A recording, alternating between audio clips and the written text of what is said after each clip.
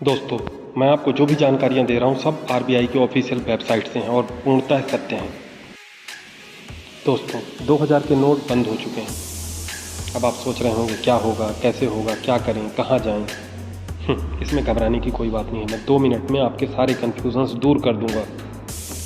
दोस्तों, news channel और YouTubers आपकी साइकोलॉजी जानते हैं। उन्हें पता है कि अगर कोई खबर सनसनीखेज नहीं है तो आप वो खबर देखेंगे ही नहीं। उदाहरण के लिए मैं कह दूं कि कोई नोटबंदी नहीं हुई है और किसी को कोई नुकसान नहीं होने वाला, तो शायद यह खबर आपको बोरिंग लगे। किसी को यह सरकार का मास्टर स्ट्रोक नज़र आता है तो किसी को सरकारी नाकामयाबी। चलिए मुद्दे पर चलते हैं। आखिर हुआ क्या है? सरकार चाहती क्या है? गरीब, आम जनता, अमीर, भ्रष्टाचारी, foreign funding, money laundering, fake currency, Indian economy, इस कदम का सीधे सीधे क्या असर पड़ेगा? बिल्कुल छोटे छोटे बिंदुओं पर इसे समझेंगे। दोस्तों, जब नवंबर 2016 में 1000 और 500 के नोट चलन से हटाए गए और 2000 के नोट चलन में लाए गए, उस समय सरकार के पास इसके अलावा कोई चारा ही नहीं था।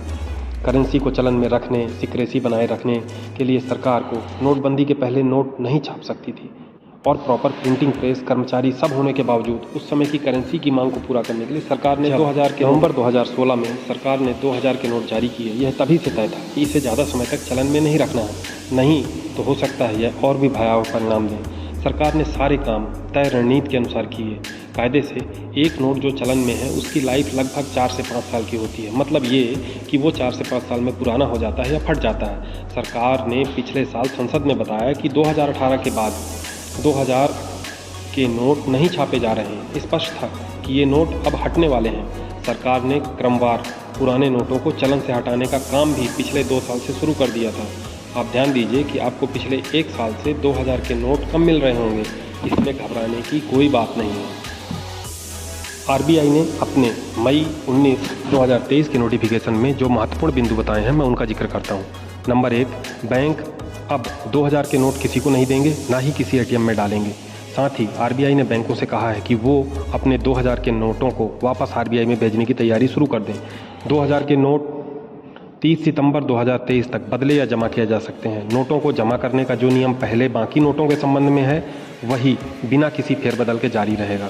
भीड़ भाड़ से बचाना और सबको मौका देना, इसके उद्देश्य से आप एक बार में अधिकतम 20,000 या 2000 के 10 नोटों को ही बदल सकते हैं।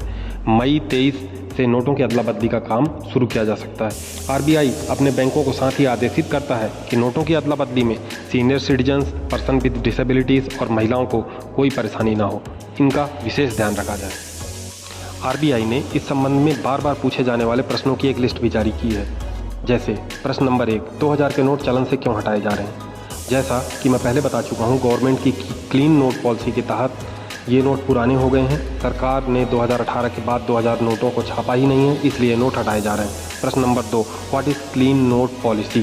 सरकार चाहती है कि उसकी जनता के हाथों में जो नोट हों वो साफ़ सुथरे हों, फटे गले ना हों, यही क्लीन नोट पॉलिसी है। क्वेश्चन नंबर 3, क्या 2000 के नोट वैधानिक हैं, लीगल हैं? हाँ जी, 2000 के नोट वैधानिक हैं, पर अब उन्हें चलन से हटाना है। क्वेश्चन नंबर 4, क्या 2000 के नोट से नॉर्मल लेन देन किया जा सकता है? हाँ जी, किया जा सकता है, पर आप इन्हें सितंबर 30, 2023 तक बैंक में बदल लें या जमा कर लें। क्वेश्चन नंबर 5, जिनके पास 2000 के नोट हैं क्या करें? आराम से घर में रहें, आराम से घर में बैठें, आप उनके साथ सेल्फी लें। आप किस्मत वाले हैं कि आपके पास 2000 के नोट हैं, हमारे पास तो एक भी नहीं है। हाँ, उन्हें 30 सितंबर तक जमा कर दें या बदल लें, हड़बड़ी ना करें। क्वेश्चन नंबर 6, क्या अपनी होम ब्रांच में ही नोट बदले जाएंगे?